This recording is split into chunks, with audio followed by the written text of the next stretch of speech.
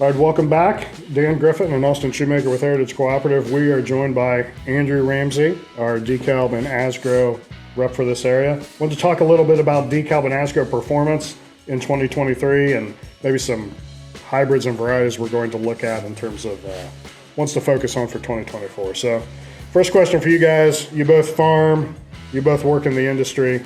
What DEKALB corn hybrids stood out to you this past year?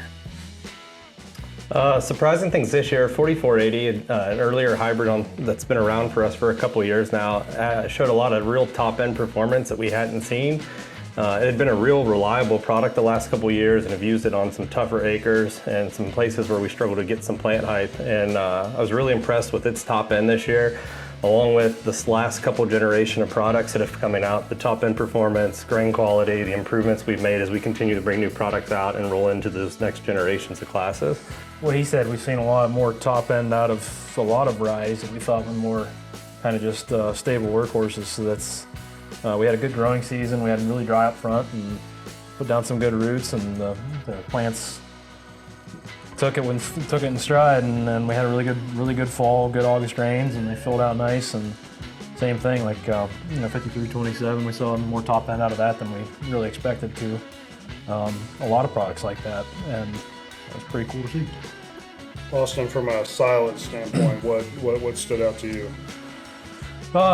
DEKALB's been really putting a focus on improving their silage lineup. 5537, it's one I tried this year, hadn't before. Really did well.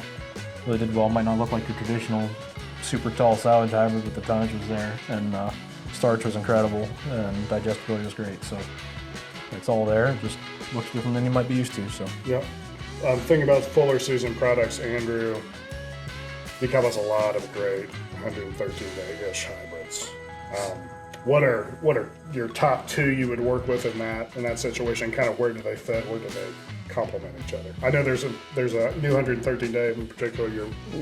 So there's new 113. Kind of the staples that we've had the last couple years: 6357, 6391. 6391 has still continued to deliver really good top end. 6422 last year we've added to that class to kind of highlight.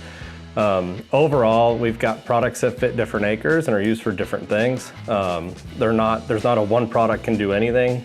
We're blessed to have a very deep portfolio right now, so we can get pretty nitpicky on how we place things to try to maximize the top end. So depending on situation would depend where we would kind of go into, but it is a very deep lineup in that 113, 114-day maturity range. Any new products there that you're particularly? A little bit on the earlier side. We tested a new Smart Stacks at 110 that's been really impressive, really good grain quality. It's had really good top end.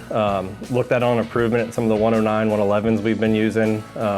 For some corn on corn acres, so a lot of upside with that as we switch into some new genetic lines. So looking forward to see kind of where it goes, and that's probably one of the bigger ones. There's a new 113-day that brings some of the characteristics of two hybrids we use a lot, and performance was pretty good on it. Would have liked to seen it a little bit higher, but sometimes you've got some different things in there, and we'll continue to see where that's going to shake out as the rest of the plots come off.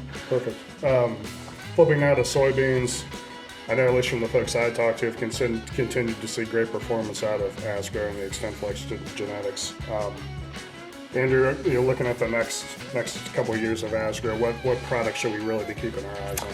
Yeah, our lineup today is probably as dominant as it's ever been from a performance standpoint and from a disease package standpoint with products. We have a 2.7 and a 3.3 right now that are year-old products that have just continued to show really top end, really good balance.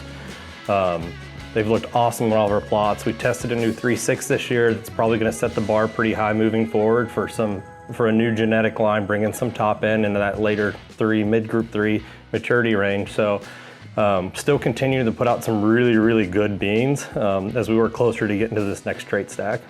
Austin, as we look kind of the northeastern part of the state, what are some Asgrow varieties you hang your hat on, and in what situations do they work well? So we've been pretty heavy on 27 XF1 and 35 XF1. Andrew's working pretty hard to get us to try that new 2.7. I think it is going to be an upgrade, but when you have good beans, it's hard to beat. Take some time to figure those new ones out. But For sure. it sounds like it's going to be there. So. That is a really good point, especially the defense. You know, a lot of times we have to kind of figure that out in the field with some of these tougher acres we see across the state. So, Andrew, Austin, thank you for your insights and your time today. Thanks everyone for watching the videos today. Hopefully you found some of these folks' insights helpful. For any questions you have regarding any of these seed products, please contact your local heritage agronomist.